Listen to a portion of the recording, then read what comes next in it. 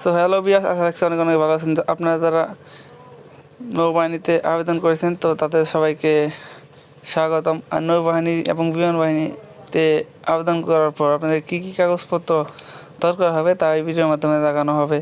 তো আপনার অবশ্যই মনোযোগ সহকারে ভিডিওটা দেখুন।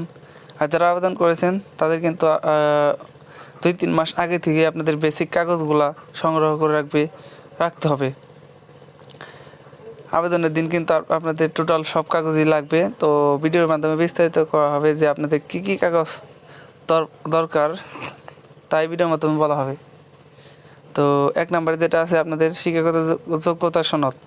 তো আপনারা যারা এইচএসসি বা এসএসসি পরীক্ষা দিয়েছেন তার সার্টিফিকেটের মূল কপি কিন্তু আপনাদের দরকার হবে।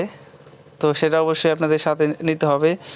জাতীয় পরিচয়ের মূল কপি, তো আপনাদের ভোটার আইডি কার্ড যেটা আছে, স্মার্ট কার্ড যাই আছে, তো ওটা কিন্তু মূল কপি আপনাদের নিয়ে যেতে হবে। এটা মূল আছে ওটাই নিতে হবে। তো চারিত্রিক সনদের মূল কপি, তো চারিত্রিক সনদ কিন্তু আপনারা ইউনিয়ন পরিষদ এবং স্কুল দু জায়গায় থেকে পাবেন, দুইটা নিতে হবে। এটা স্কুল থেকে পাবেন, আরেকটা হলো কাউন্সিলর থেকে পাবেন, আপনার দুইটাই নিতে হবে।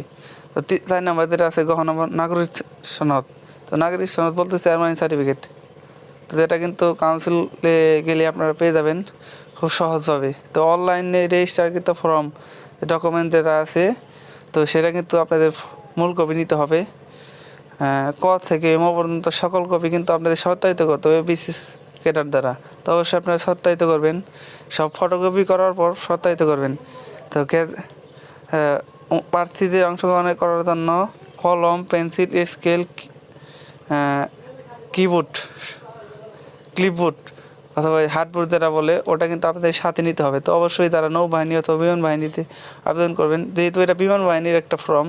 তো আপনারা যারা বিমান বাহিনী এবং নৌবাহিনীতে যারা আবেদন করবেন তাদের কিন্তু নৌবাহিনীর জন্য কিন্তু এটা মূল, মানে নৌবাহিনীতে যারা আবেদন করবেন তাদের কিন্তু এইসব কাগজপত্র দরকার। যারা এখনও কাগজপত্র সংরক্ষণ করেননি তারা কিন্তু খুব সহজেই ভিডিওটা অবশ্যই আপনারা কাগজপত্রগুলো লিখে রাখুন, আপনাদের খাতায় আপনাদের উপকারে আসবে। তো অবশ্যই আপনারা যারা কাগজপত্রগুলো এখনও সংরক্ষণ করেননি তো ভিডিওটা দেখার মাধ্যমে এখন কিন্তু আপনারা সকল কাগজ আস্তে আস্তে সংরক্ষণ করুন যারা আবেদন করেছেন।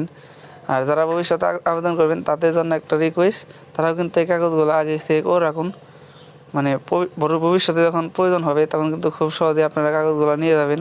তো অবশ্যই আপনাদের এই কপিগুলা 3 কপি লাগবে আপনাদের ডিএসবি ভেরিফিকেশন এবং অন্যান্য ভেরিফিকেশনের জন্য 3 কপি আপনারা অবশ্যই মানে বিশেষ ক্যাডার দ্বারা সত্যায়িত করে রাখবেন 3 কপি। অবশ্যই আপনাদের 4 কপি ছবি লাগবে সত্যায়িত, দেখতে পাচ্ছেন 4 কপি ছবি, এই ছবিটা অবশ্যই নিতে হবে এবং বাপ মার ভোটার আইডি কার্ডের ফটোকপি। ধন্যবাদ, সবাই ভালো থাকবেন, ধন্যবাদ।